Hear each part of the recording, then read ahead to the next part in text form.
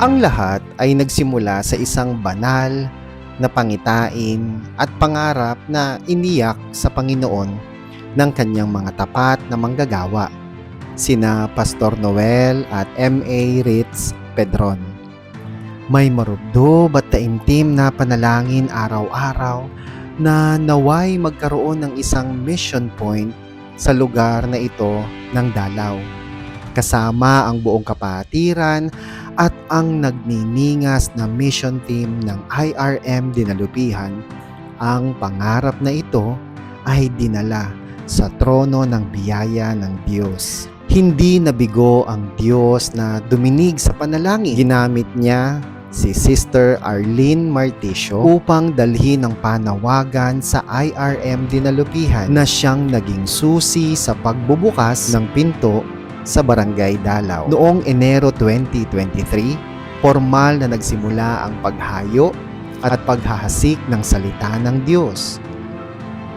Ang unang tahanang nagbukas ng pinto para sa ministeryo ay ang bahay ng kapatid ni Sister Arlene, sina Kuya Jimmy at ang kanyang may bahay kasama si Kuya Noli. Sa pangunguna ng mga manggagawa at ng mission team, dooy maluwalhating isinilang ang kauna-unahang cell group. Purihin ang Panginoon sapagkat doon ay may mga kaluluwang nakakilala at tumanggap sa Kanya. Dahil sa gabay ng Espiritu Santo at sa walang pagod at sipa at tiyaga ng mission team, patuloy na lumawak ang ubasan. Isang panibagong cell group ang naitatag sa tahanan ni Kuya Bonjing Regala at ng kanyang may bahay na si Ate Len Regala. Kasama ang kanilang mga kapitbahay at kamag-anak na sina Sister Berut Regala, Sister Olive Carpio at Sister Mayrose Manakmul. Habang nagpapatuloy ang apoy ng pananampalataya rito, ang ibang mga misyonero naman ay patuloy na humayo sa iba pang mga tahanan. Habang nagpapatuloy ang apoy ng pananampalataya rito, ang ibang mga misyonero naman ay patuloy na humayo sa iba pang mga tahanan upang magbahagi ng salita ng kaligtasan.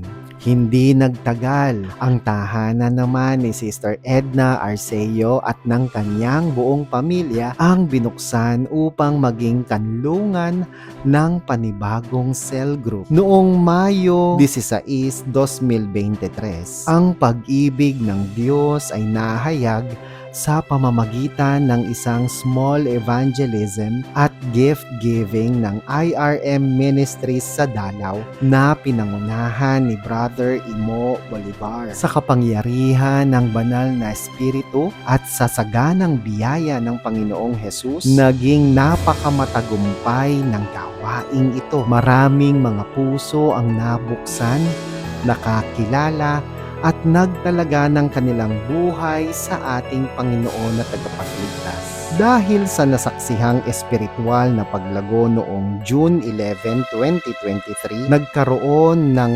nag-aalab na pagnanais sa puso ng mga kapatid na magsimula na ng formal na pananambahan. Bagamat sila'y kakaunti pa lamang, isang makasaysayang araw ang naganap. June 11, 2023, idinaos ang pinakaunang Sunday worship service sa tahanan ni Sister Mayrose Manakmul. Sa kabila ng malakas na buhos ng ulan, 18 tapat na mga kaluluwa ang dumalo, 10 matatanda at 8 mga bata. Ang ulan ay naging simbolo lamang ng masaganang pagpapala ng Panginoong Diyos. Noong June 25, 2023, ang pananambahan ay inilipat sa tahanan ni Kuya Bonjing Regala. Sa kabila ng pabago-bagong panahon, minsan ay matinding init at minsan na may malakas na ulan, ang katapatan at commitment ng mga kapatid sa pagdalo ay hindi natitinag. Dakila ang Panginoon. Napakabuti ng Diyos sapagkat makalipas lamang ang 1 kalahating buwan, hinipo ng Panginoong Hesus ang puso ni Sister Berut Regala upang ihandog ang bakanteng bahay ng kanyang anak. Kaya naman noong August 13, 2023, ang pananambahan tuwing linggo ay opisyal na inilipat sa tahanan ni Sister Joycelyn, kung saan ang gawaing ito ay patuloy na nagliliyab at nagpapatuloy hanggang sa kasalukuyan. Purihin ang Diyos sa kanyang walang hanggang katapatan.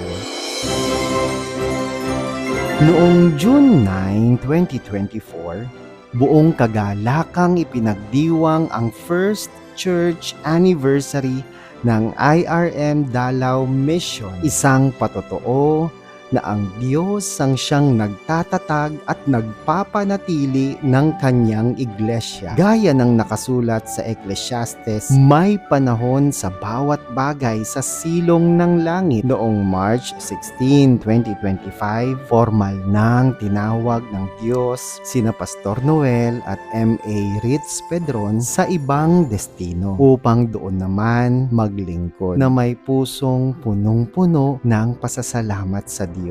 Noong May 15, 2025, ipinadala ng Panginoon sina Pastor Dante at Jack Vicky de los Santos sa Dinalupihan upang ipagpatuloy ang pag-aalaga sa kawan. Sa ilalim ng kanilang bagong pamunuan, maluwalhating idinaos ang ikalawang church anniversary ng IRM Dalao noong June 15, 2025. Noong July 15, 2025, sa pangunguna nina Brother Edu Maglaki, Brother Ariel Esposo at Brother Paulino de Guzman, pinasimulan ang isang dakilang hakbang ng pananampalataya.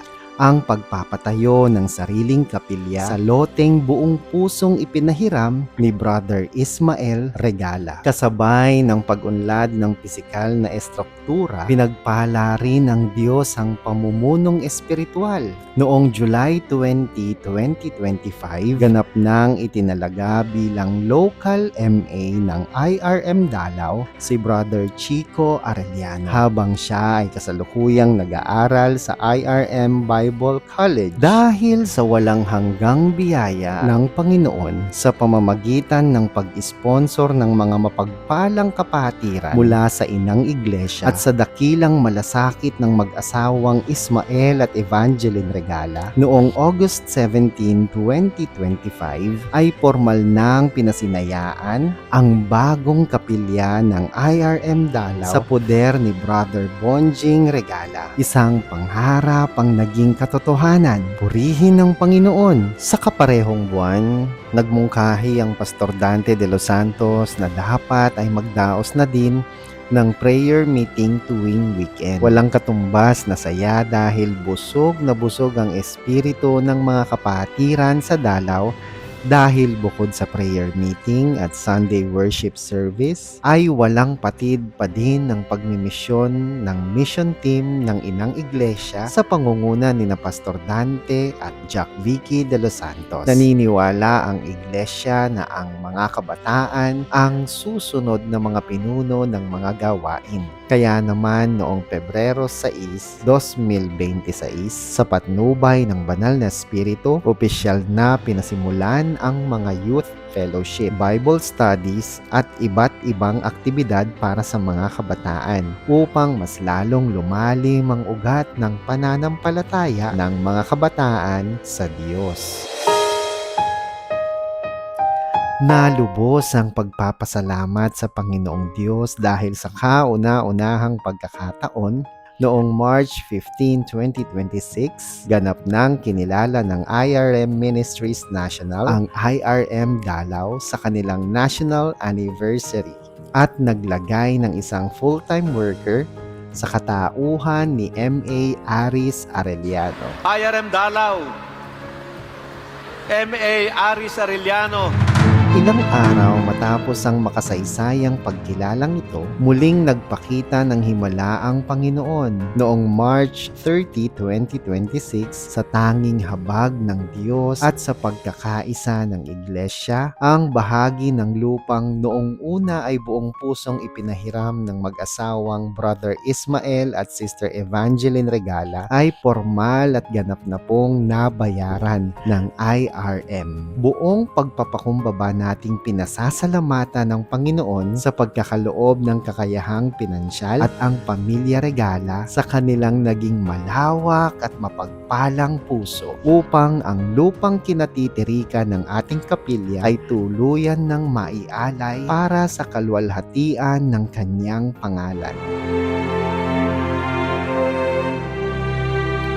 Dahil sa kasigasigan ng mga pinuno ng IRM Dalaw, patuloy ang pag-usbong ng mga house church. Ang tahanan ni Sister Edna Arceo ay naging tahanan na rin ng pananambahan na regular na dinadaluhan ng hindi bababa sa 10 tapat na mananamba. Higit dito, ayon sa kalooban ng Diyos, na itatag din ng isang house church sa San Miguel Pita sa compound ng mag-asawang Jemeline at Jomar na ngayon ay dinadaluhan ng hindi bababa sa 25 dalo, kabilang ang 10 mga bata. At upang maging mas maayos ang dambana ng Panginoon, noong April 2026, pinasimulan ni Brother Edu Maglaki ang pagpapagawa ng Pozo Negro. Noong May 18, 2026, pinasimulan naman ang pagpapatayo ng sariling kusina at 2 konkretong palikuran para sa kaginhawaan ng lahat ng dumadalo.